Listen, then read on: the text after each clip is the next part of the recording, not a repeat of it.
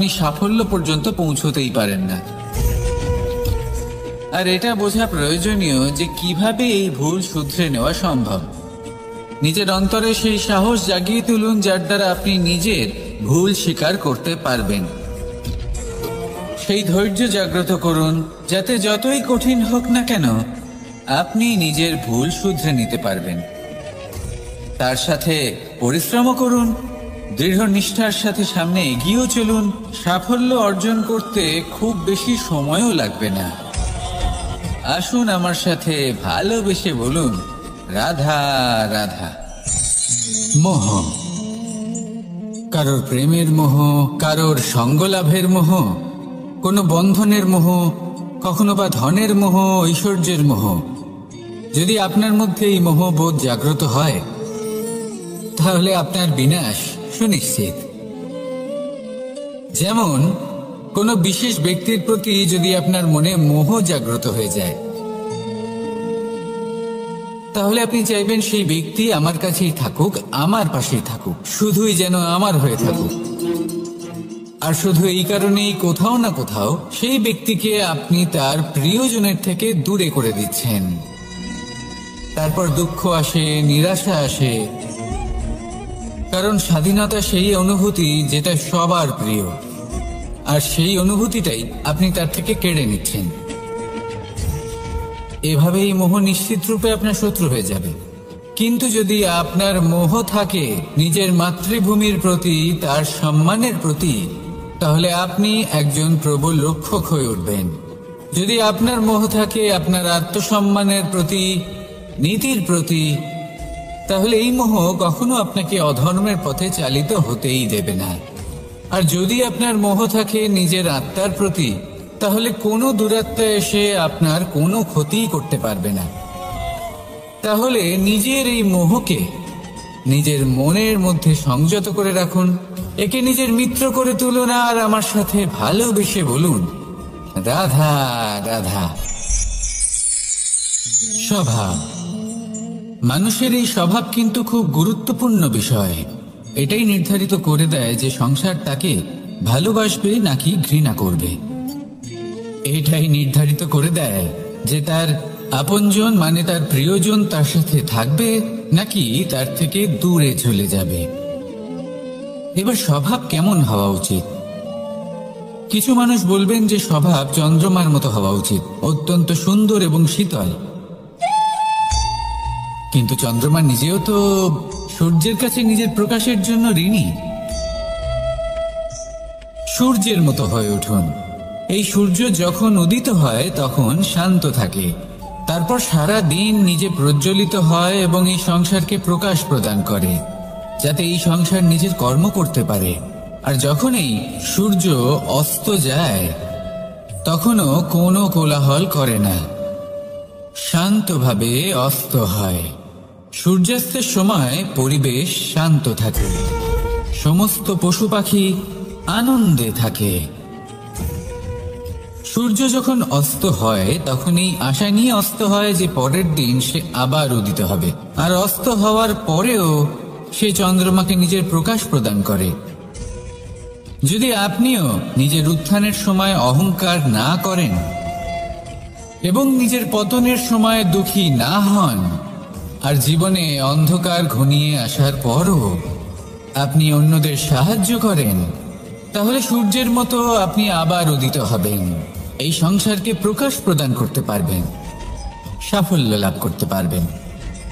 আসুন আমার সাথে ভালোবেসে বলুন, রাধা রাধা। আজ আমরা কথা বলবো মানুষের আরো একটা খুব বড় শত্রুর বিষয়। তার নাম হলো ক্রোধ। এই ক্রোধ হলো একটি জ্বলন্ত কয়লার মতো, যেটা প্রজ্বলিত করে আপনি যার দিকেই ছুঁড়ে মারুন না কেন সবার আগে কিন্তু আপনারই হাত পুড়ে যাবে। কিন্তু কখনো কখনো এই জীবনে রাগ দেখানোটাও খুব অবশ্যম্ভাবী হয়ে পড়ে। যেমন ধরুন, যদি আমরা কথা বলি সেই ক্রোধের যা আসে যখন আপনি ধর্মকে রক্ষা করছেন, অধর্মের বিরুদ্ধাচরণ করছেন, সত্যের হয়ে রুখে দাঁড়াচ্ছেন, মাতৃভূমির মঙ্গলের কথা ভেবে চলেছেন, নিজের প্রিয়জনদের মঙ্গলের বিষয় ভেবে চলেছেন, তখন ক্রোধের জন্ম হওয়া খুবই স্বাভাবিক আর কোনোভাবেই অনুচিত নয়। কিন্তু যদি তখনও আপনার মনে ক্রোধ জন্ম না নেয়, তাহলে এর অর্থ হলো যে আপনি কোথাও না কোথাও দুর্বল। এই ক্রোধ নামক শত্রুকে যদি মিত্র করে তুলতে হয়, তাহলে পরিস্থিতির সম্যক ধারণা, বিবেক আর ধৈর্য, এই তিনেরই প্রয়োজন। তাই এই ক্রোধকে নিজের মিত্র করে তুলুন আর আমার সাথে ভালোবেসে বলুন, রাধা রাধা। যদি নিজের কথা বলি, তাহলে আমার এই নিয়ে অভিযোগ নেই যে জন্মের পরেই আমাকে মা বাবার থেকে দূরে চলে যেতে হলো। আমার এই নিয়েও অভিযোগ নেই যে একজন মামা যিনি ভাগ্নের জন্য নিজের প্রাণও ত্যাগ করতে পারেন, সেই মামাই আমার প্রাণ কেড়ে নেওয়ার জন্য প্রত্যেক সম্ভাব্য প্রচেষ্টা করলেন। এই নিয়ে অভিযোগ নেই যে মহাযোদ্ধা হওয়া সত্ত্বেও আমাকে সারথি হওয়ার চয়ন করতে হলো। বরং আমি কৃতজ্ঞ। মামা যতই আমার প্রাণ কেড়ে নেওয়ার চেষ্টা করুক, আমি নিজের আত্মরক্ষা করতে পেরেছি। প্রথমে মথুরা ছাড়তে হলো, তারপর বৃন্দাবন ছাড়তে হলো, কিন্তু দ্বারকাকে নির্মাণ করার সুযোগটা আমি পেয়েছি। আমি কৃতজ্ঞ যে একজন সারথি হিসেবে ধর্মস্থাপনের এই রথ আমি এগিয়ে নিয়ে যেতে পেরেছি। এই সংসারকে গীতার জ্ঞান প্রদান করতে পেরেছি। দেখুন, জীবন সেই একই আছে, কিন্তু দৃষ্টিভঙ্গি কতটা গুরুত্বপূর্ণ। এই অভিযোগ আপনাকে জীবনে বাধা দেবে, দুঃখী করে তুলবে, কিন্তু কৃতজ্ঞতা বোধ সেটা আপনাকে একটা সুযোগ দেবে, সেই জীবনকেই আরো আনন্দের সাথে যাপনের সুযোগ। এই সুযোগে সদ্ব্যবহার করুন আর আমার সাথে ভালোবেসে বলুন, রাধা রাধা।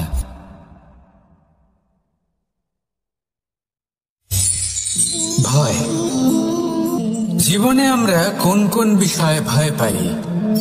কোনো মানুষকে হারানোর ভয়, কোনো মানুষ কোনো সম্পর্ককে হারানোর ভয়, অর্থহানির ভয়, সময়হানির ভয়। এবার বিষয়টা হলো, এই ভয় কখনো আমাদের কোনো লাভ করে না। এটা সবসময় আমাদের পিছনে ঠেলে আর নিচু স্তরে নামিয়ে দেয়, কখনোই আমাদের উত্থানের কারণ হয় না।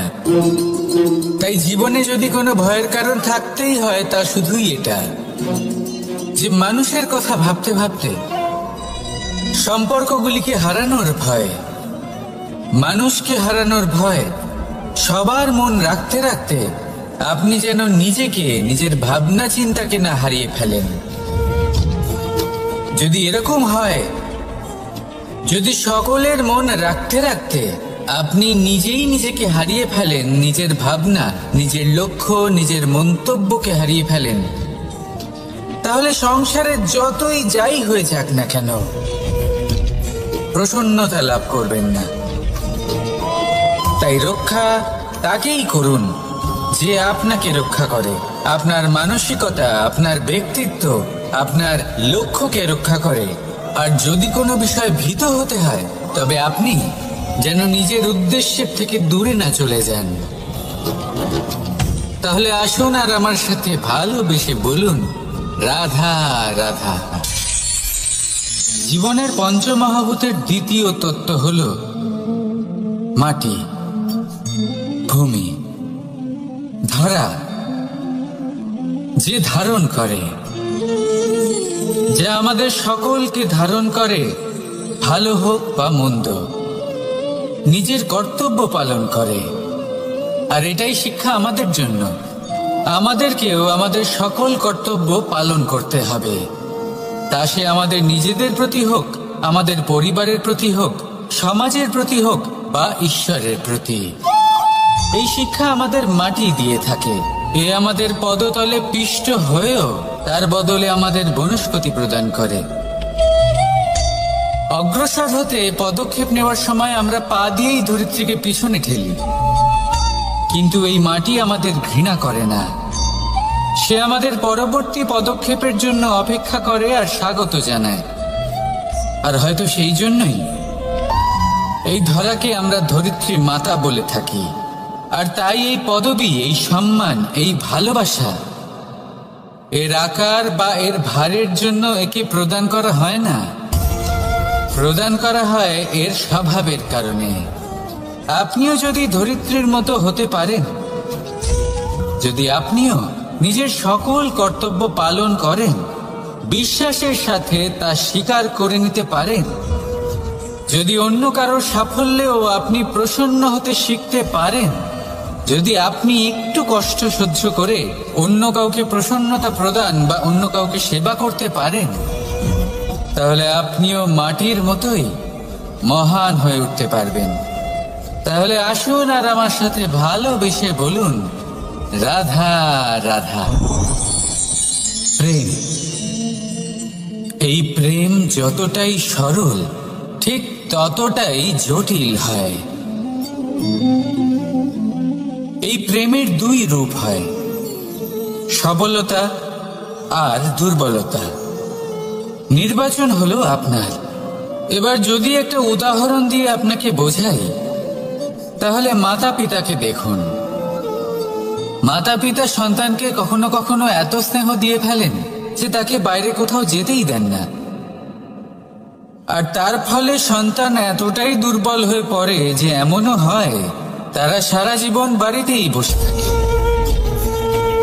এবার যদি এই মাতা পিতাই এই ভালোবাসায় সাহস জুগিয়ে দেন, সেই সন্তানকে বলে দেন যে যাও, এই সংসারকে অনুভব করো, নিজের প্রারব্ধ নিজেই রচনা করো, এই সংসারে সব থেকে শ্রেষ্ঠ হয়ে দেখাও, সব থেকে উঁচুতে উঠে দেখাও, তাহলে সন্তান অবশ্যই এটা করে দেখাতে পারে।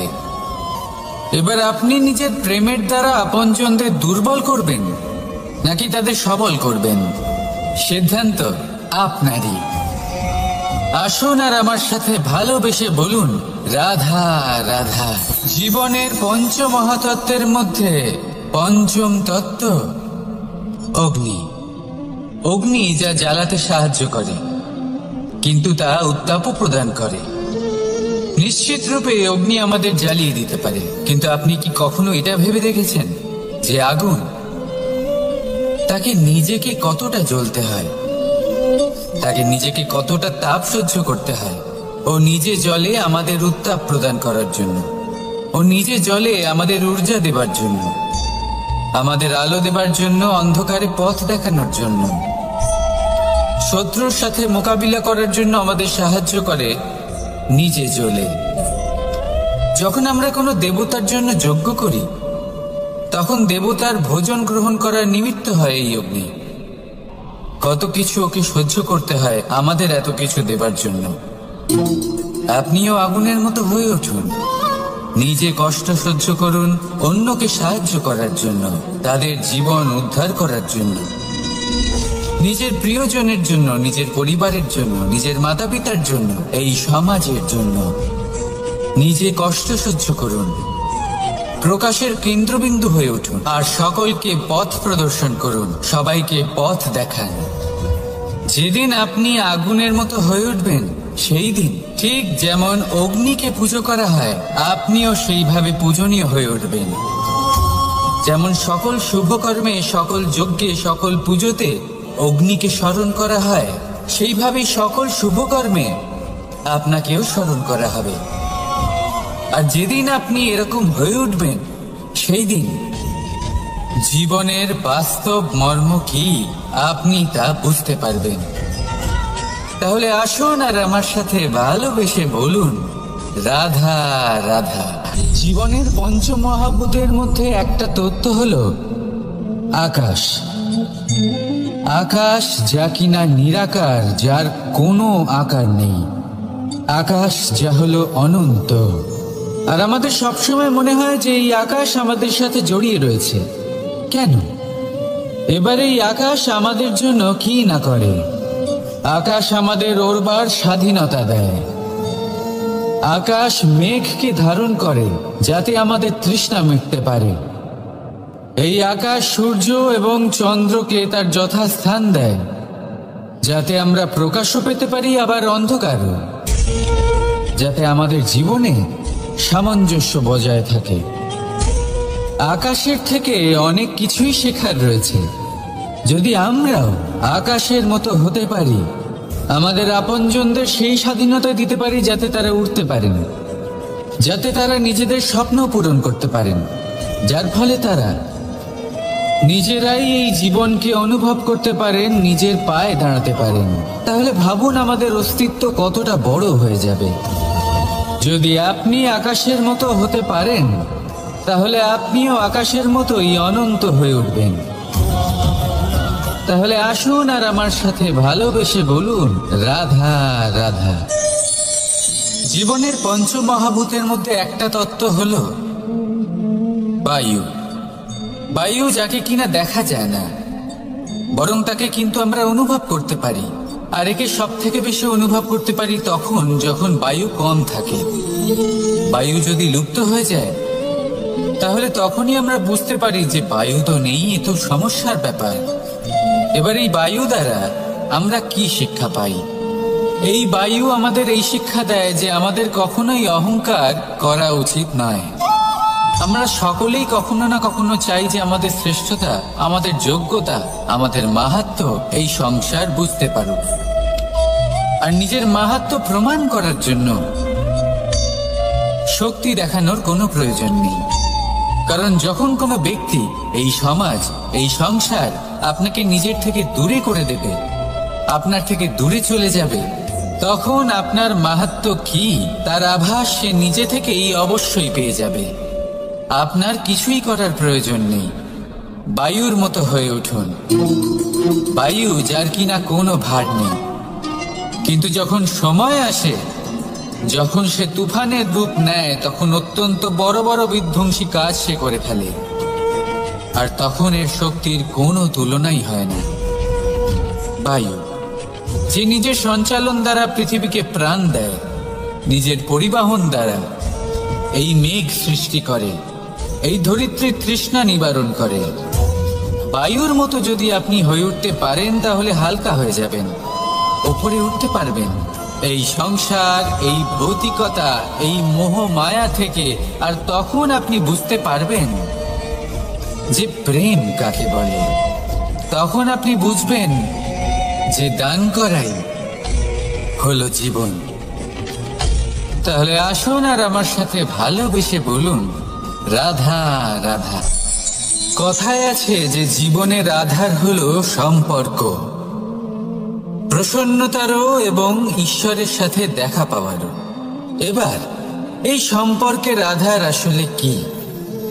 সেবা? না। বোঝাপড়া? না। অপেক্ষা? না। এই সম্পর্কের আধার হলো বিশ্বাস। যদি বিশ্বাস ভেঙে যায়, তাহলে জেনে রাখবেন যে সম্পর্করূপী এই ভবন, এর ভিতই ভেঙে গেল। আর যদি ভিত ভেঙে যায়, তাহলে সেখানে অন্য কোনো ভবন নির্মাণ সম্ভব নয়, সম্ভবই নয়। এই সমস্ত সম্পর্কের বিশ্ব বিশ্বাসে বসবাস করে। এই বিশ্বাস হলো অত্যন্ত গুরুত্বপূর্ণ। এই বিশ্বাসের জোরেই আমি আর রাধা কোনো সাংসারিক বন্ধনে আবদ্ধ না হয়েও এক অত্যন্ত দৈব অলৌকিক বন্ধনে আবদ্ধ। এ হলো বিশ্বাস, যার দ্বারা 11 অক্ষৌহিনী সেনার সামনে অর্জুন দাঁড়িয়েছিল এবং জয়ী হয়েছিল। এই বিশ্বাস হলো অত্যন্ত গুরুত্বপূর্ণ। তাই বিশ্বাস করতে শিখুন, বিশ্বাস দিতে শিখুন, বিশ্বাস পালন করতে শিখুন। আর আমার সাথে ভালোবেসে বলুন, রাধা রাধা। পঞ্চমহাভূত জীবন রচনায় এর অবদান অনস্বীকার্য। এই পঞ্চমহাভূত আসলে কি? জল, বায়ু, অগ্নি, মাটি আর আকাশ। এবার শুধুমাত্র জীবন রচনায় এর অবদান আছে তা নয়, শুধু শরীর রচনাতে এর যোগদান আছে তা নয়, বরং এরা হলো আমাদের জীবনের সব থেকে বড় শিক্ষক। এবার আপনারা সকলে চমকে যাবেন, হয়তো আপনারা এই দৃষ্টিভঙ্গি দিয়ে কখনো দেখেননি। আমি আজ আপনাদের বোঝাবো এদের মধ্যে সব থেকে বড় তত্ত্ব জল। এ আমাদের কি শেখাচ্ছে? এই জল, এর নামই হলো জল, কিন্তু এ কখনোই আমাদের জ্বালায় না, আমাদের জ্বলনের কারণ হয় না। তাহলে কি করে? আমাদের তৃষ্ণা মেটায়, আমাদের শীতলতা প্রদান করে, জীবন দান করে। এর দ্বারা আমরা কি শিক্ষা লাভ করি? যে আপনার উৎপত্তি যেখান থেকেই হোক না কেন, আপনি যেখানেই জন্মগ্রহণ করুন না কেন, আপনার কর্ম সর্বদা শ্রেষ্ঠ হওয়া উচিত। আপনি জলকে যে কোনো পাত্রে রাখুন না কেন, সে সেই অনুসারেই নিজের আকার ধারণ করে নেয়। এর দ্বারা আমরা কি শিক্ষা পাই? এই শিক্ষাই পাই যে যে কোনো পরিস্থিতিতেই নিজেদের মানিয়ে নিতে হবে, নিজেকে সেরকম করে নিতে হবে। যে দেশেই থাকি না কেন, যে স্থানেই থাকি না কেন, যে পরিস্থিতিতেই থাকি না কেন, যে ব্যক্তির সাথেই থাকি না কেন, আমাদের সুখময় হয়ে জীবন অতিবাহিত করা উচিত। দেখুন, আমাদের কত বড় একটা শিক্ষা দিল এই জল, যা আমরা কোনোদিন দেখতেই পাইনি। নিজেকে জলের মতোই করে তুলুন। সুখের ধারায় স্বাচ্ছন্দ্যে প্রবাহমান হতে থাকবেন আপনি। নিজের আকারকে ভেঙে ফেলুন, নিজের সীমা লঙ্ঘন করুন। আপনি অবশ্যই একদিন মহানুভবতা অনুভব করবেন। তাহলে আসুন আর আমার সাথে ভালোবেসে বলুন, রাধা রাধা। সময় একটু একটু করে কেটে যায়, একটু একটু করে নিকটে আসে। খুব অদ্ভুত ব্যাপার। এই সময় প্রতিকূল হলেও একটু একটু করে কেটে যায়। এই সময় যদি ভালো হয় তাহলে একটু একটু করে নিকটে আসে। অনুচিত তখনই হয় যখন আমরা নিজেদের অসফলতার জন্য সময়কে দোষ দিই, কিন্তু আসলে তেমনটা হয় না। আপনার পরিশ্রম আর প্রয়াস দ্বারাই আপনি সাফল্য লাভ করবেন, সময়ের দ্বারা নয়। যদি এই সাফল্য একটা সুন্দর ভবন হয়, তাহলে সময় হলো তার দেওয়ালের রং, যা সময়ের সাথে বদলাবে, সময়ের সাথে ফিকেও হয়ে যাবে। কিন্তু সাফল্যের এই ভবন আপনাকেই নির্মাণ করতে হবে, আপনার পরিশ্রমের ইট দ্বারা এবং প্রয়াসের চুনসুরকি দ্বারা। তাই পরিশ্রম আর প্রয়াস করতে থাকুন, সাফল্য আপনি অবশ্যই পাবেন। সময় যদি আজ ভালো না হয় তাহলে কাল অবশ্যই হবে। প্রয়াস করতে থাকুন আর আমার সাথে ভালোবেসে বলুন, রাধা রাধা। জীবনে এমন কি আছে যা আপনাকে অজান্তে শিখরে পৌঁছে দিতে পারে বা আপনার পতনও ঘটাতে পারে? সঙ্গতি। যদি আপনি কোনো শ্রেষ্ঠ ব্যক্তির সঙ্গ লাভ করেন, তাহলে তার শুভ চিন্তা, তার গুণ, তার স্বভাব আপনার মধ্যে চলে আসবে। আপনি আরো শ্রেষ্ঠ হয়ে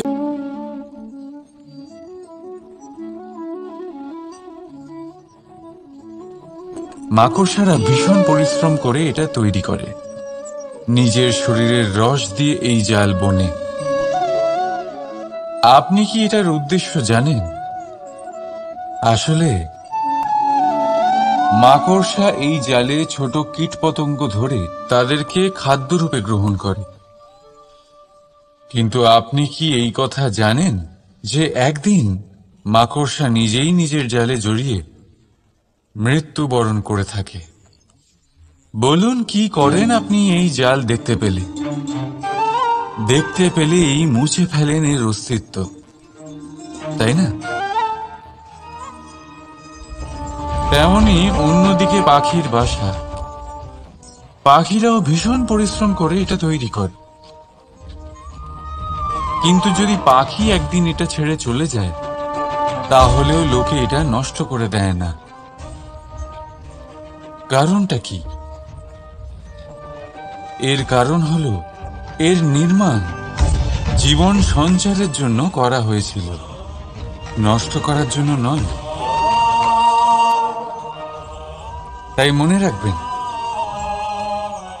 জীবনে আপনার পরিশ্রম যতই বেশি হোক না কেন, যদি আপনার লক্ষ্য শুভ না হয়, তাহলে আপনারও বিনাশ নিশ্চিত। তাই সৃজন করতেই থাকুন আর মুগ্ধ হয়ে বলুন, রাধা রাধা।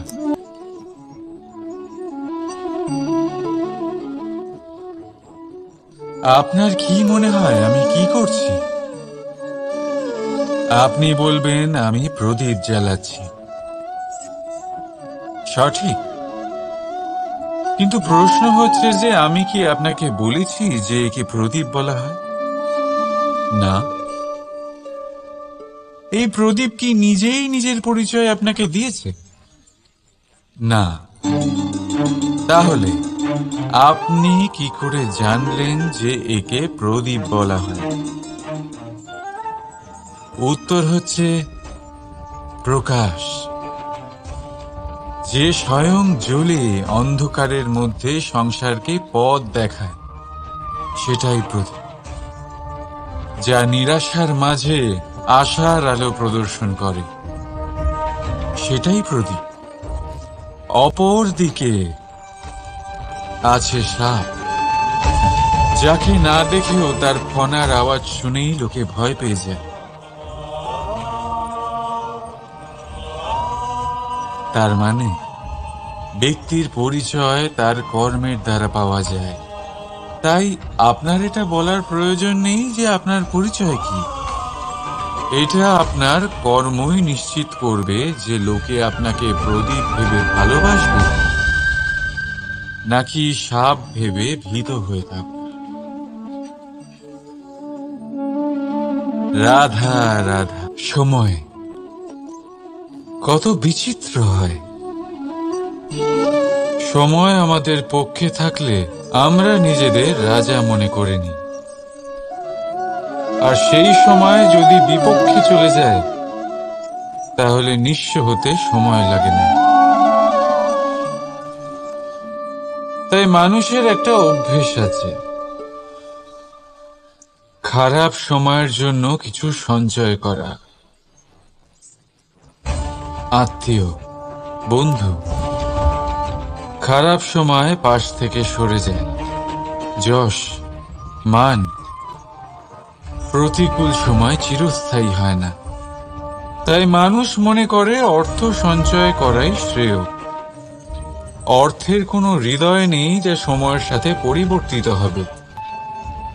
সংসার বলে সর্বদা অর্থ সঞ্চয় করতে থাকুন। খারাপ সময় অবশ্যই কাজে লাগবে, কিন্তু আমি বলবো শুভ কর্ম করতে থাকুন, আনন্দে থাকুন, নিজের ওপর আর ঈশ্বরের ওপরে বিশ্বাস রাখুন। খারাপ সময় কখনো আসবেই না। রাধা রাধা। প্রকৃতি মানুষকে এক বিশেষ শক্তি দিয়েছে, অন্য জীবের থেকে বেশি শক্তি দিয়েছে। স্মরণ শক্তি। এই শক্তি মানুষকে অন্য জীবের থেকে ভিন্ন করে, ইতিহাস রচনা করার প্রেরণা দেয়, জ্ঞানকে বংশানুক্রমে এগিয়েও নিয়ে যায়। আর যারা ভুলে যান, অধিকাংশ সময় তারা উপহাস আর দয়ার পাত্র হয়ে যান। কিন্তু এটাই কি প্রকৃত রূপে সত্য? না। এই স্মরণ শক্তি মানুষের বিকাশে সব থেকে বড় বাধা হয়ে দাঁড়ায়। তার মনকে দূষিত করে দেয়। খারাপ অভিজ্ঞতা, কারোর করা বিশ্বাসঘাতকতা, কারোর কটাক্ষ বেশিরভাগ মানুষই ভুলতে পারেন না, আর তারপর প্রতিশোধ নিতে উদ্যত হন। প্রথমে সময় নষ্ট করেন প্রতিশোধের প্রস্তুতিতে, আর তারপর সময় নষ্ট করেন প্রতিশোধ নেওয়ার সুযোগ খুঁজতে। যদি সন্তুষ্টি পেতে চান, যদি জীবনে আনন্দ পেতে চান, তাহলে স্মরণ শক্তির সদ্ব্যবহার করুন। নিজের স্মরণ শক্তিকে চালনা করুন শুধুমাত্র ভালো কথা আর ভালো স্মৃতির দিকে। জীবনে আনন্দ পাবেন। রাধা রাধা। মানুষ নিজের পরিবারের জন্য কত কিছুই না করে, দিন রাত পরিশ্রম করতে থাকে যাতে তার পরিবারের প্রয়োজন পূরণের জন্য অর্থ রোজগার করতে পারে। কিন্তু শুধু অর্থ রোজগার করাটাই কি যথেষ্ট? আপনি বলবেন, হ্যাঁ নিশ্চয়ই, অর্থ দিয়ে সব কিছু পাওয়া যায়, বিদ্যা পাওয়া যায়, বাড়ি পাওয়া যায়, ওষুধ পাওয়া যায়, আর কত কিছুই না পাওয়া যায়। এই সব একটা পর্যায় পর্যন্ত সঠিক, কিন্তু একটু মন দিয়ে ভেবে দেখুন, যখন কোনো শিশু অসুস্থ হয়ে পড়ে তখন সে ওই তিক্ত ওষুধ কেন খেয়ে নেয়? এই জন্য কারণ ওর পিতা সেই ওষুধ অর্থ দিয়ে কিনেছে? না, বরং এই জন্য কারণ তার পিতা যে তার সামনে দাঁড়িয়ে, তার উপরে তার বিশ্বাস আছে। বিশ্বাস আছে যে উনি তার কিচ্ছু হতে দেবেন না। এই বিশ্বাস, এই সংস্কার, এই শিক্ষা কখনো অর্থ দিয়ে পাওয়া যায় না। এটা পাওয়া যায় সেই সময় থেকে যা মাতা পিতা তাদের সন্তানের সাথে কাটিয়েছেন। তাই জীবনে অর্থ অবশ্যই উপার্জন করুন, কিন্তু নিজের পরিবারকেও সময় দিন, আনন্দ পাবে। রাধা রাধা। বিরোধিতা এমন এক শব্দ যা শুনে আমরা সবাই ভয় পেতে থাকি। যদি কেউ আমাদের বিরোধিতা করে তা আমাদের সহ্য হয় না। আমরাও কারোর বিরোধিতা করে কোনো শত্রুতা করতে চাই না। এই ধরনের ভাবনা আমাদের মনে আসতেই থাকে। কিন্তু বিরোধিতা, এই শব্দ আপনার শান্তির জন্য, আপনার সুখের জন্য কতটা গুরুত্বপূর্ণ তা আপনারা জানেন না। তাই যদি কাল এসে কেউ আপনার বিরোধিতা করে, তখন সবার আগে নিজেকে যাচাই করুন। আপনি কি ভুল করেছেন? আপনার দোষ কি? নিজের মধ্যে কি ত্রুটি আছে সেটা বোঝার চেষ্টা করুন। নিজেকে সংশোধন করার চেষ্টা করুন, তারপর দেখুন বিরোধিতার এই আগুন আপনাকে স্বর্ণ থেকে কুন্দন বানিয়ে তুলবে। বলা হয় এই সংসারে খারাপ বেড়েই চলেছে, কিন্তু তার কারণ এ নয় যে খারাপ মানুষ বেড়ে চলেছে। তার কারণ হলো যে ভালো মানুষ, যাদের ভালো চিন্তা, ভালো বিচারধারা আছে, তারা খারাপের বিরোধিতা করতে পারে না। যদি আপনার সম্মুখে কোনো খারাপ কর্ম হয়, তাহলে তার বিরোধিতা করতে সংকোচ করবেন না, কারণ বিরোধিতার এই আগুন মন্দকে পিছুপা হতে অবশ্যই বাধ্য করে। রাধা রাধা। বিশ্বাস, জীবনে বিশ্বাস কতটা গুরুত্বপূর্ণ। একজন স্ত্রী তার স্বামীর হাত ধরে যে কোনো জায়গায় যেতে পারেন, এর কারণ হলো বিশ্বাস। তার নিজের স্বামীর ওপরে বিশ্বাস আছে।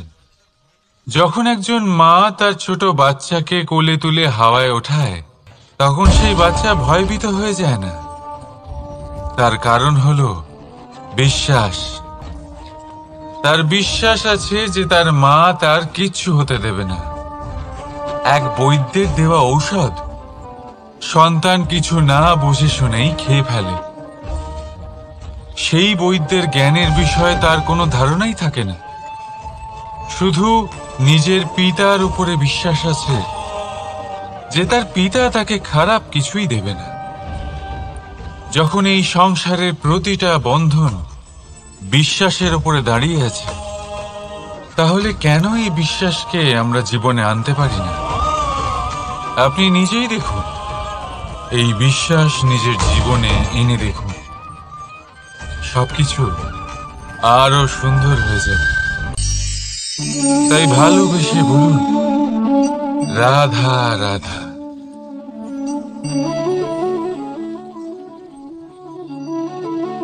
অহংকার, এই শব্দটা সবাই শুনেছেন।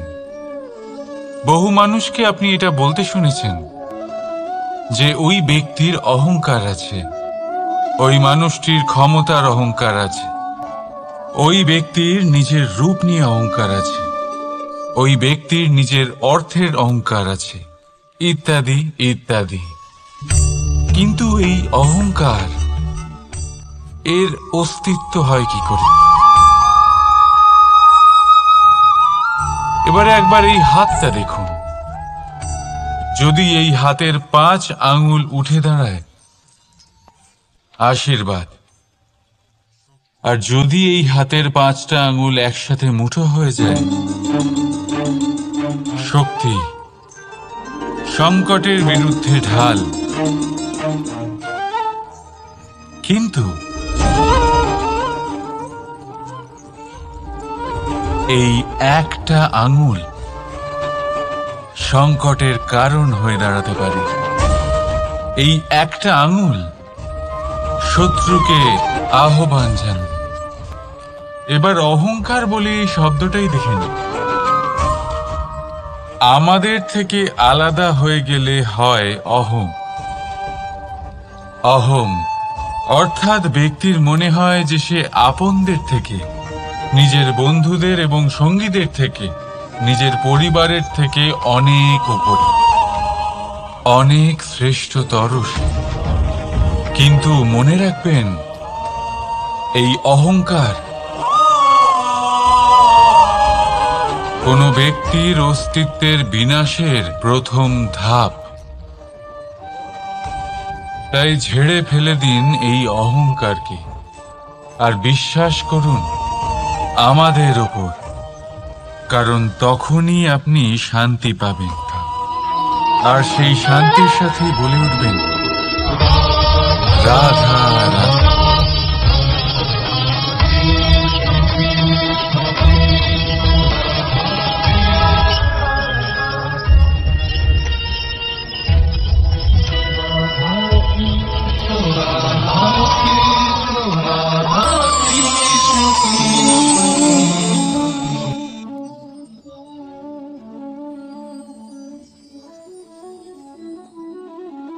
সাফল্য।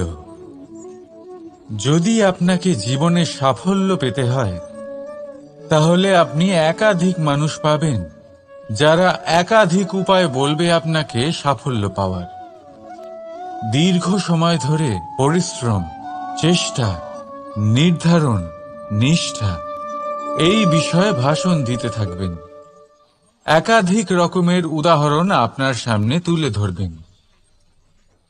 কিন্তু আমার এটা মনে হয়, আমরা কেন সেই বিষয়ে কথা বলি না যা মানুষকে অসফল করে তোলে? শুধু দুটো ব্যাপার অসফল হওয়া নিশ্চিত করে। শুধু 2 ধরনের মানুষ বেশিরভাগ অসফল হন।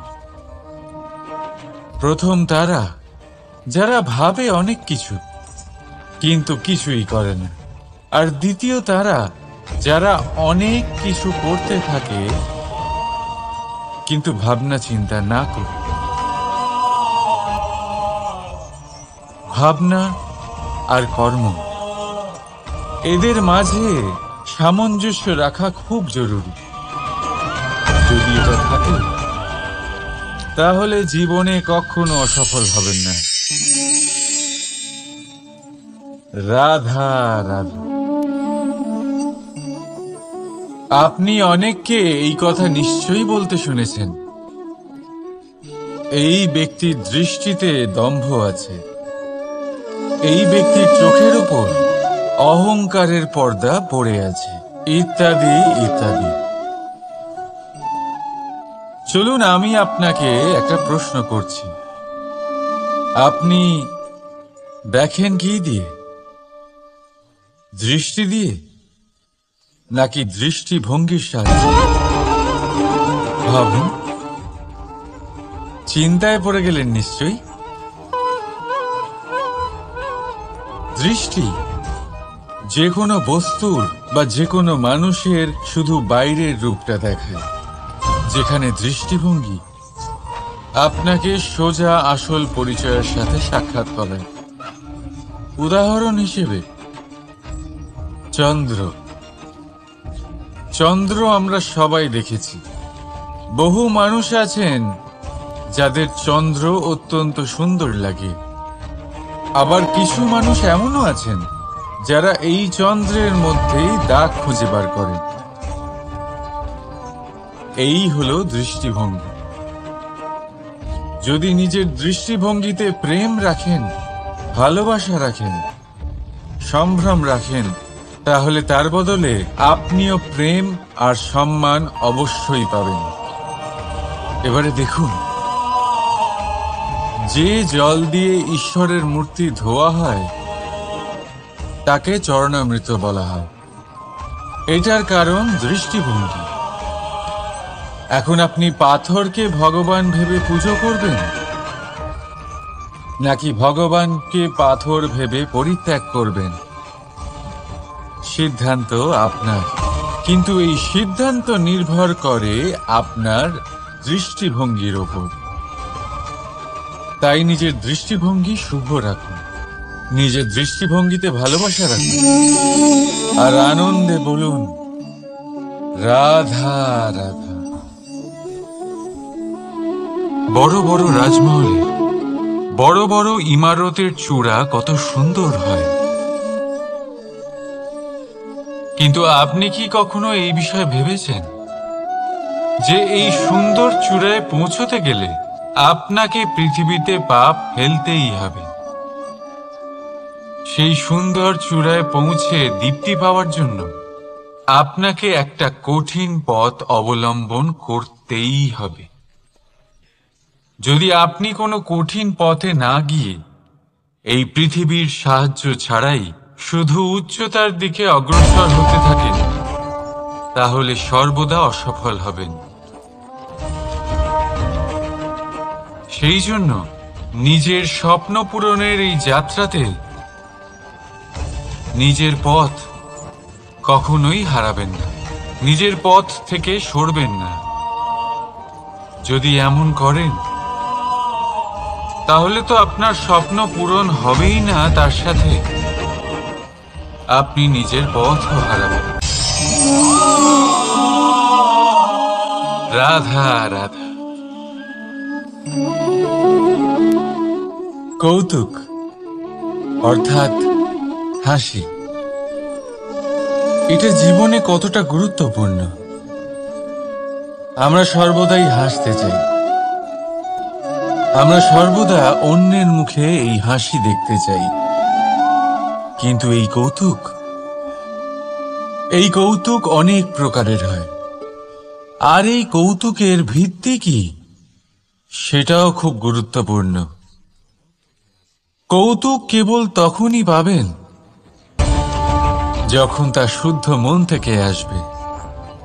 কৌতুক তখনই পাবেন যখন তার সামনের জনকেও হাসিয়ে তার কষ্ট হরণ করবে। এবারে যদি কৌতুক হিংসার থেকে বেরোয়, তখন তা কটাক্ষ হয়ে যায়, সামনের মানুষের মনে আঘাত করে। তারপরে সে তৈরি থাকে যে কখন আপনার উপরে আবার প্রহার করতে পারবে। তাই যদি হাস্য কাউকে ছোট করার জন্য হয়, তা হাস্য নয়, উপহাস হয়ে যায়।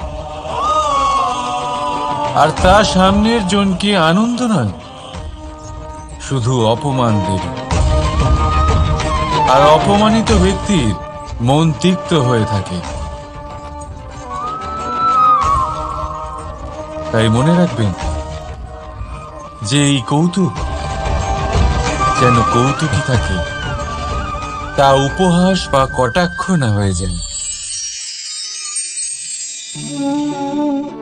রাধা রাধা।